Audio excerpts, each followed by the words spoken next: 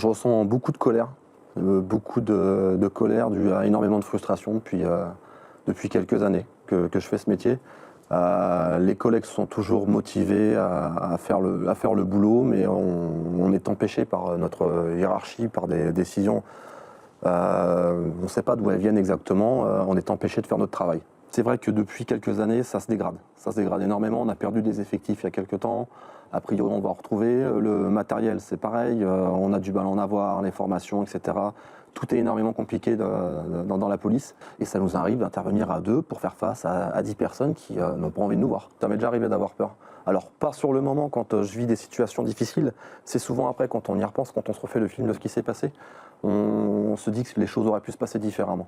Et quand on voit ce qui s'est passé donc à Viry-Châtillon ou ailleurs, quand des policiers sont atteints, blessés ou voire tués, on arrive même à en avoir des tremblements, à se dire ça aurait pu se passer vraiment différemment. Là, aujourd'hui, j'ai la chance de pouvoir rentrer chez moi, de voir ma femme et mes enfants, mais ça aurait pu être différent. Nous, tout ce qu'on veut, c'est avoir des moyens, du matériel, travailler en sécurité. Le reste, que ce soit la politique ou autre chose, à la limite, ça ne me concerne pas. Ça peut être Pierre, Paul ou Jacques qui soit aux manettes.